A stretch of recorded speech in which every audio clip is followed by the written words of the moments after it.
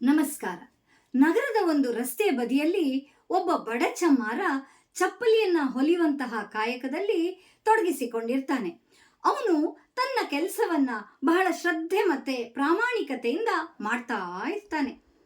ಅವನು ಹೊಲಿಯುವಂತಹ ಚಪ್ಪಲಿಗಳು ಎಷ್ಟು ಗಟ್ಟಿಮುಟ್ಟಾಗಿರ್ತಿದ್ವು ಅಂತ ಹೇಳಿದ್ರೆ, ಜನರು ದೂರದ ಊರುಗಳಿಂದ ತಮ್ಮ ಹರಿದು ಹೋದ ಚಪ್ಪಲಿಯನ್ನು ಹೊಲಿಸ್ಕೊಳ್ಳಿಕ್ಕೆ ಅವನ ಬಳಿಯೇ ಬರ್ತಾ ಇದ್ರು. ಒಮ್ಮೆ ಒಬ್ಬ ಶ್ರೀಮಂತ ತನ್ನ ದುಬಾರಿ ಬೆಲೆಯ ಚಪ್ಪಲಿ ಹರಿದೋಯ್ತು ಅಂತ ಹೊಲಿಸಿಕೊಳ್ಳಿಕ್ಕೆ ಇವನ ಹತ್ರನೇ ಬರ್ತಾನೆ. ಚಪ್ಪಲಿಯನ್ನ ಪರೀಕ್ಷಿಸಿದಂತಹ ಚಮ್ಮಾರ ಹೇಳ್ತಾನೆ, ಸ್ವಾಮಿ, ಈ ಚಪ್ಪಲಿಯನ್ನ ಸರಿ ಮಾಡ್ಲಿಕ್ಕೆ ನನಗೆ 2 ದಿನ ಬೇಕು ಅಂತ. ಆಗ ಶ್ರೀಮಂತನಿಗೆ ಸಿಟ್ಟು ಬರುತ್ತೆ. ಅದೆಲ್ಲ ಆಗಲ್ಲ, ಈಗಲೇ ಹೊಲ್ಕೊಡ್ಬೇಕು, ನಿನ್ಗೆ ಎಷ್ಟು ಬೇಕಾದ್ರೂ ಹಣ ಕೊಡ್ತೀನಿ ಅಂತ ಹೇಳಿ ಗದರ್ತಾನೆ.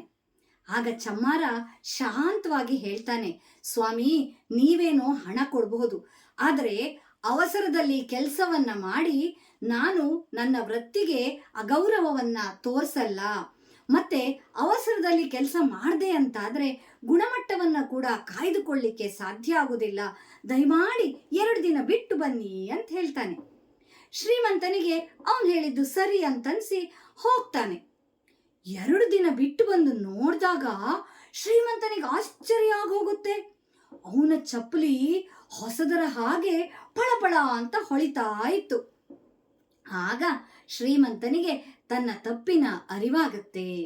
ಆ ಬಡ ಚಮ್ಮಾರನಿಗೆ ಅವನ ಕೆಲಸದ ಮೇಲಿರುವಂತಹ ಶ್ರದ್ಧೆ ಮತ್ತೆ ಪ್ರಾಮಾಣಿಕತೆಯನ್ನ ಕಂಡು ಖುಷಿಯಾಗಿ ಅವನ ಶ್ರಮಕ್ಕೆ ಗೌರವವನ್ನ ಸಲ್ಲಿಸಬೇಕು ಅಂತ ನಮಸ್ಕಾರವನ್ನ ಕೂಡ ಮಾಡ್ತಾನೆ.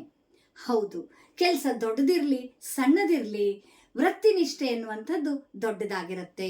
ಹಾಗಾಗಿ ಎಲ್ಲ ಕೆಲಸಗಾರರನ್ನು ನಾವು ಗೌರವಿಸೋಣ. ಎಲ್ರಿಗೂ ಕೂಡ ಕಾರ್ಮಿಕ ದಿನಾಚರಣೆಯ ಶುಭಾಶಯಗಳು. ಧನ್ಯವಾದ.